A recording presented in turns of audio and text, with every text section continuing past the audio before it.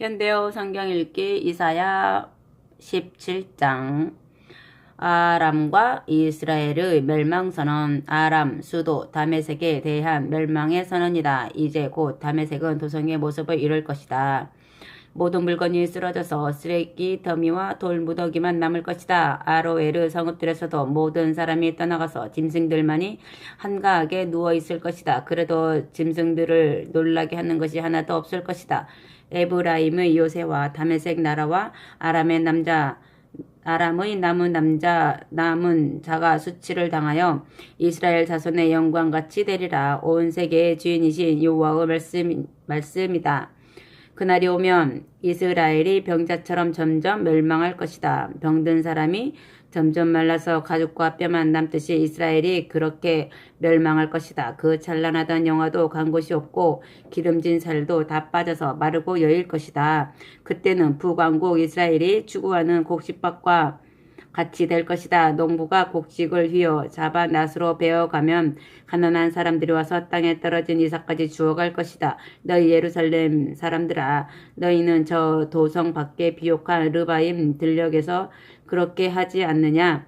그와 똑같이 이스라엘 사람들이 잡혀가 죽을 것이다. 이스라엘 백성 가운데서 살아남는 사람이 그 정도로 적을 것이며, 농부가 장대로 올리브를 따면 올리브 나무의 맨 꼭대기에 2-3개의 올리브가 남는다. 이스라엘이 이런 올리브 나무의 신세와 같을 것이다. 이것은 이스라엘 하나님 여호와께서 하신 말씀이다. 아멘. 주께로 돌아오는 인간.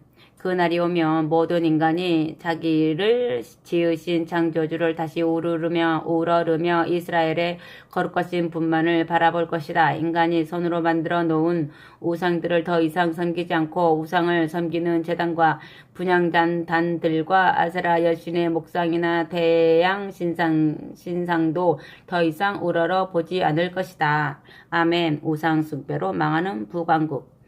그날이 오면 이스라엘의 튼튼한 성읍들이 황폐할 것이다. 옛날 가나안 원주민들이 여호수아의 군대 앞에서 마을을 버리고 떠나자 그 땅이 광야처럼 폐허가 되었다. 이제는 이스라엘의 성읍들도 그렇게 폐허가 되어 숲과 산, 언덕만 남을 것이다. 이스라엘아, 너를 살려주실 수 있는 네 하나님을 네가 잊었기 때문이다. 바위산성처럼 든든히 너를 보호해 주실 수 있는 네 하나님을 네가 버리고 떠났기 때문이다. 너는 이방 신들을 위하여 아름답게 정원을 만들고 그 신들이 좋아하는 나무들만을 심어 놓았다. 네가 이방의 포도나무를 심자. 바로 심은 그날 싹이 높이 솟아올라 네가 아침에 씨를 뿌리자. 당장 그날 꽃이 피었다. 그러나 이것이 네게는 아무 소용도 없을 것이다. 네게 고칠 수 없는 병과 그치지 않는 고통이 닥치는 날 그 들포도나무의 열매가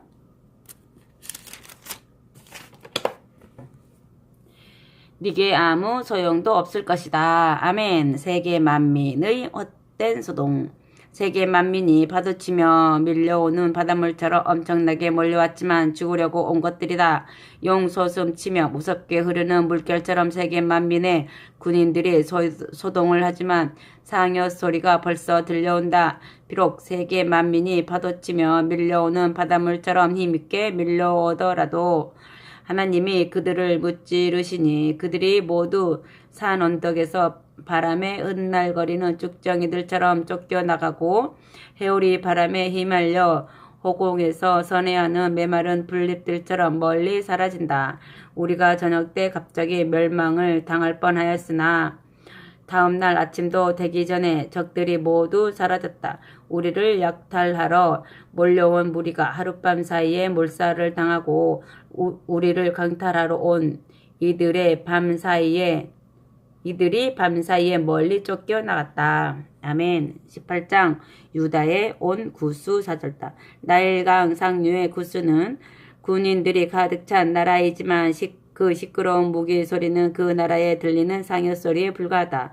그 나라에서는 사절단을 갈대배에 태워 강물 위로 보내지만 너희 분주한 사절들아, 사절들아 다시 고향으로 되돌아가거라. 키가 크고 피부가 반들거리는 네 백성에게로 돌아가거라. 멀고 가까운 나라들이 모두 두려워하는 백성에게로, 힘이 너무 강해서 폭행을 일삼는 백성에게로 가거라.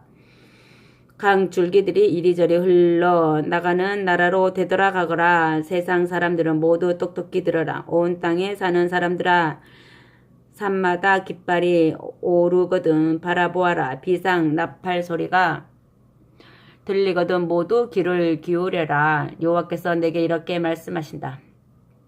내가 하늘의 창가에서 내려다보며 조용히 기다리리라. 한낮의 떼약볕처럼 무더운 여름날의 안개 구름처럼 움직이지 않고 조용히 기다리리라. 그러나 포도꽃에서 포도송이가 매달리고 더 이상 꽃이 피지 않으면 열매를 맺지 않는 가지마다 잘라버리고 쓸데없이 뻗어나가는 새 가지들마다 잘라서 내버릴 것이다. 이제 곧 아수르와 구스가 그렇게 될 것이다. 그들의 시체가 공중의 새와 들짐승들의 밥이 될 것이다. 여름에는 독소리들이 그들의 시체를 먹고 살며 겨울에는 들짐승들이 그들의 시체를 먹고 살 것이다. 그때는 구스 백성이 만유의 주인이신 여호와께 예물을 드릴 것이다. 그 키가 크고 피부가 반들거리는 백성, 멀고 가까운 나라들이 모두 두려워하는 백성, 너무 힘이 강해서 폭행을 일삼는 백성, 강줄기들이 이리저리 흘러나가는 땅의 백성이 여호와를 섬기는 시온산으로 와서 경배할 것이다. 아멘.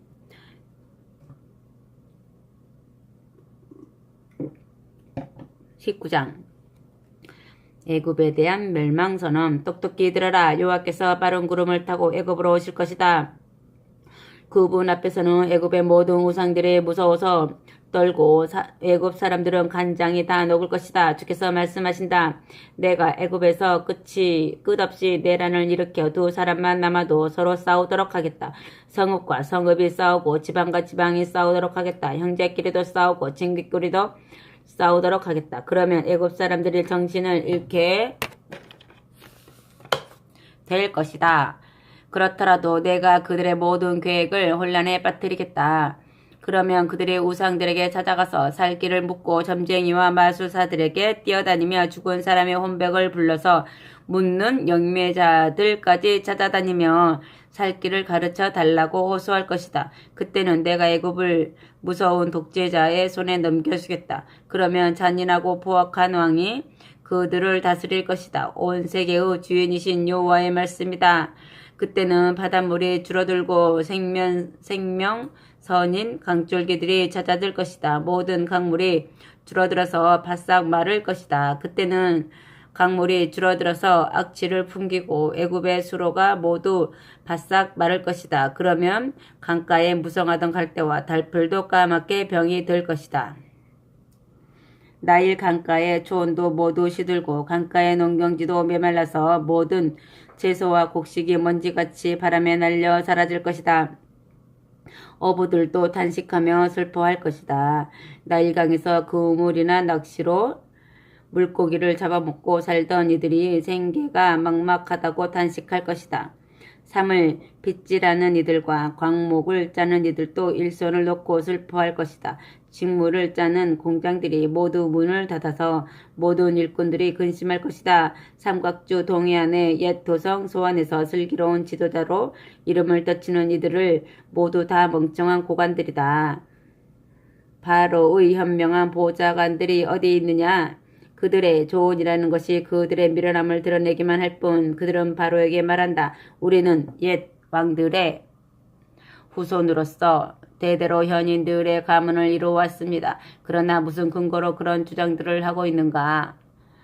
바로야, 네 슬기로운 보좌관들이 도대체 어디 있느냐? 만약 그들이 슬기롭다면 온 세계의 주인이신 여호와께서 애굽에 대하여 작정하신 일을 네게 알리도록 하여라. 그들이 그 비밀을 알 수가 있겠느냐? 오히려 소안의 고관들에게는 지각조차도 없고 삼각주 남쪽에 도성 노베 유정자들에게서도 똑바른 정신을 찾아볼 수 없다. 그들은 애굽을 분담한 통치자들이면서도 나라를 망치는 길로 이끌어 가고 있다. 여호와께서 그들의 마음속에 혼란한 생각을 부어주셔서 술 취한 사람이 비틀거리며 걷듯이 혼란한 조언만을 하게 하셨다. 그래서 애굽은 그들의 조언에 따라 무슨 일을 하든지 혼란에 빠졌다. 술 취한 사람이 토하면서 비틀거리는 것처럼 애굽이 자신의 오물 속에서 비틀거린다. 이제 애굽에서는 어느 누구도 머리나 꼬리도 종려나무 가지나 갈대도 나라를 바로잡을 수 없게 되었다. 위정자나 민중이 나라를 건지지 못하고 부자나 빈민도 나라를 구하지 못할 것이란 말이다. 아멘. 평화의 그날이 오면 온 세계의 주인이신 여호와 앞에서 애굽 사람들의 연약한 여자들처럼 떨면서 두려워할 것이다. 그들을 치려고 손을 뻗치는 여호와 앞에서 애굽 사람들이 해산하는 여인들처럼 떨 것이다. 애굽 사람들에게는 유다가 두려움과 놀람의 대상이 될 것이다. 그들은 유다가 생각날 때마다 놀라서 떨 것이다. 만유의 주인이신 여호와께서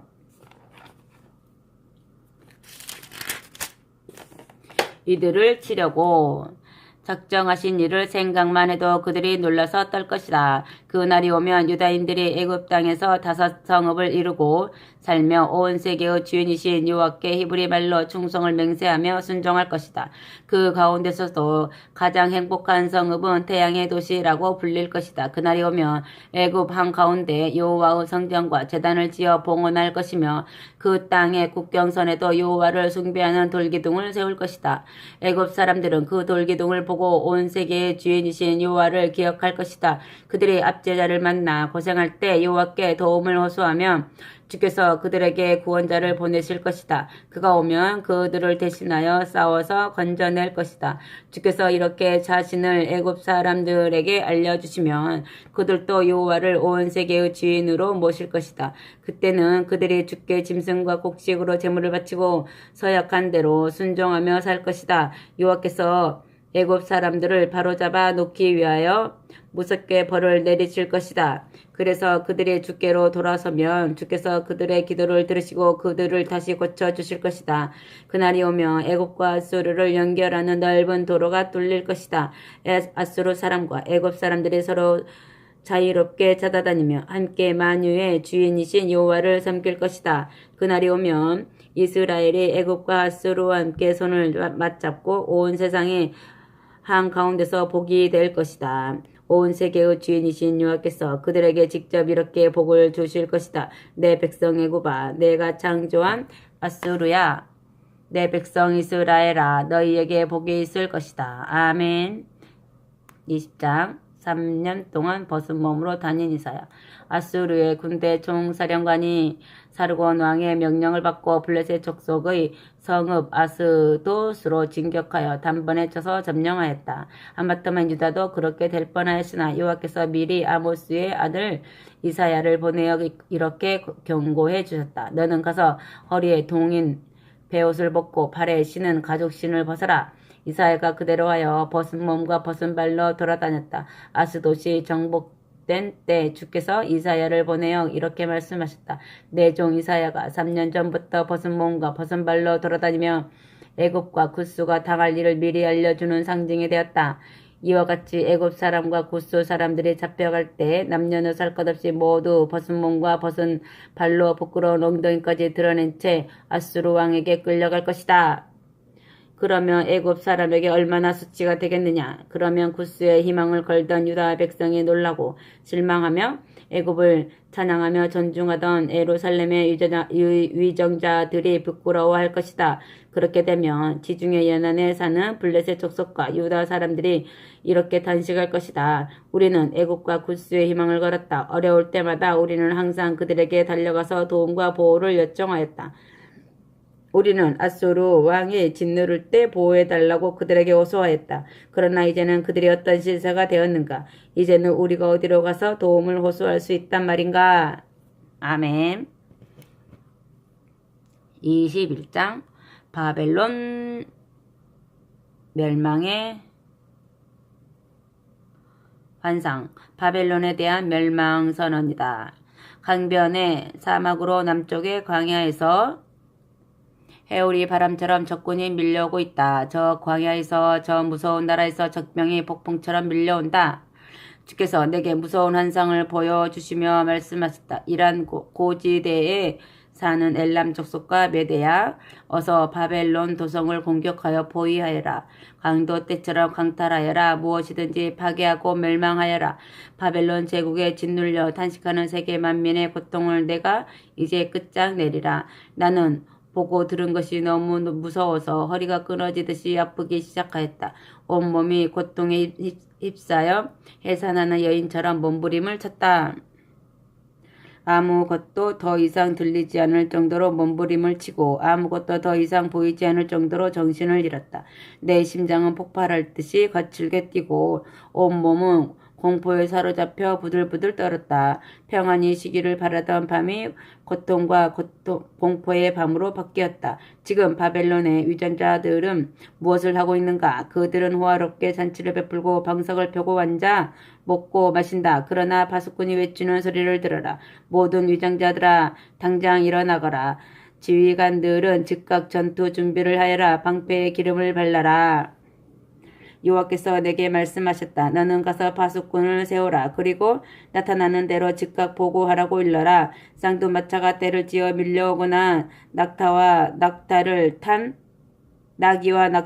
대상들이 지나가거나 눈에 띄는 대로 모두 보고하게 하여라. 어느 것 하나도 빼놓지 말고 보고하게 하여라. 정신을 바짝 차리고 똑바로 파수를 보게 하여라. 마침내 파수꾼이 사자처럼 부르짖었다. 내가 매일 주님의 망대에 서서 지키고 밤마다 이 파수꾼의 위치에 서서 지켰습니다. 마침내 적진이 몰려옵니다. 두 마리의 군마가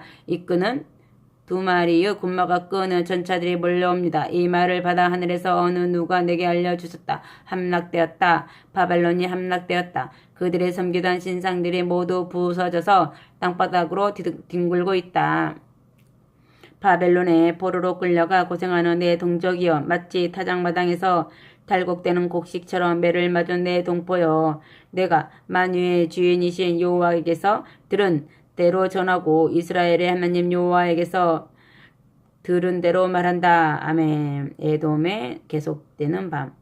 세일산 동쪽의 두마에 대한 심판의 말씀이다. 어떤 사람이 세일산에서 나를 부르며 물었다. 파수꾼이여, 얼마나 있으면 밤이 새겠소? 파수꾼이여, 이 밤이 언제 새겠소? 그래서 내가 파수꾼으로 대답하였다. 아침이 왔으나 밤도 왔소. 또 묻고 싶으면 다시 와서 물어들 보시오. 아멘. 아라비아에 대한 심판의 말씀. 드단 사람들에게 내리시는 심판의 말씀이다. 바벨론 왕 느부갓네살이 아라비아의 오아시스 마을들까지 공격할 것이다. 사해 동쪽의 드단 사람들아, 대상들과 함께 산속으로 들어가 숲속에서 밤을 새워라. 드단 북쪽이 이웃 마을인 대마 땅의 주민들아, 드단이 피난민들을 찾아가서 먹을 것도 주고 물도 가져다 주어라. 그들은 목이 말라 죽어가고 있다. 그들은 무서운 전쟁을 피하여 도망 나온 사람들이다. 내려치는 칼날 앞에서 팽팽히 당긴 화살 앞에서 치열한 전투 속에서 도주한 사람들이다. 유다 동쪽의 아라비아 사막 가운데 사는 게달 족속에 대하여 주께서 내게 이렇게 말씀하셨다. 머슴살이를 하는 날수를 계산하듯이 앞으로 꼭 1년만 지나면 게달 족속의 영화가 끝장날 것이다. 그들이 자랑하는 활의 명사수들 가운데에서도 살아남은 이들은 지극히 적을 것이다. 이스라엘의 하나님 나 여호와 말이니 조금도 어김이 없다. 아멘. 22장 용서받을 수 없는 유다인의 죄. 환상의 골짜기에 대한 심판의 말씀이다. 예루살렘 주민들아, 너희들이 도대체 떵떵거릴 이유가 무엇인가? 너희들이 도대체 무엇이 좋아서 모두 지붕 위로 기어 올라가 있느냐? 무슨 일로 온 도성이 환호성과 축제의 소음으로 가득 차 있느냐? 나라를 지키기 위하여 싸우다가 죽은 용사가 한 사람이라도 있었더냐? 오히려 너희 장군들은 적진 앞에서 한결같이 슬쩍 도망치지 않았느냐? 그래도 유다가 모두 함락되고 그들도 모조리 포로가 되었다. 아무리 먼 곳으로 도주하였으나 모두 포로가 되었다. 그래서 내가 이 슬픔을 못 이겨 이렇게 외친다. 나를 혼자 있게 하여라. 내가 혼자 이 고통을 당하며 울게 하여라. 내 딸 유다가 내 동족이 죽었으니 나 혼자 울며 통곡하게 하여라. 아무도 나를 위로하려고 애쓰지 말아라. 온 세계의 주인이신 여호와께서 우리 민족을 공포와 진멸과 멸망의 골짜기에 밀어 넣으셨다. 환상의 골짜기에는 전쟁의 복음이 강물처럼 밀려오고 시온산에서는 백성의 아우성 소리만 메아리쳐 오고 있다. 아수르에 예속된 족속들이 모두 와서 싸운다. 엘람 족속들은 군마가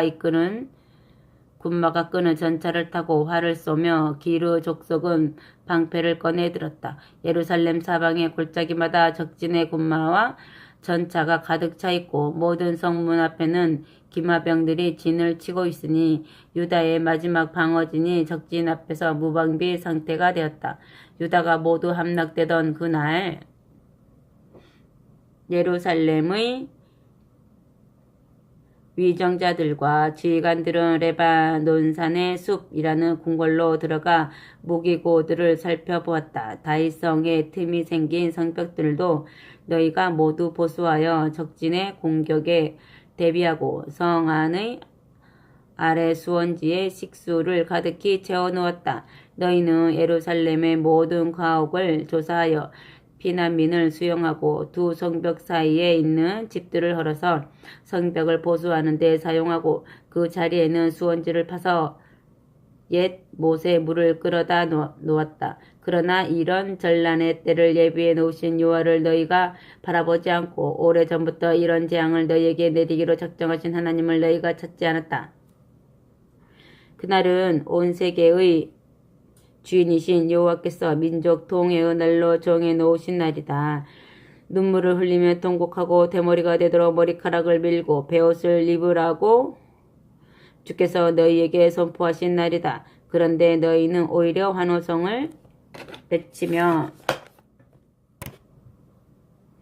잔치를 즐기고 소와 양을 잡아먹고 마시며 발작하듯 떠들어댔다. 내일이면 죽을 테니 오늘 먹고 마시자.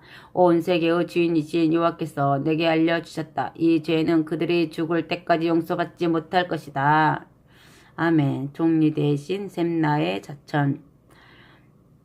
만유의 주인이신 여호와께서 내게 말씀하셨다. 너는 궁중 살림을 맡은 저 관리 셈나를 찾아가서 이렇게 전하여라.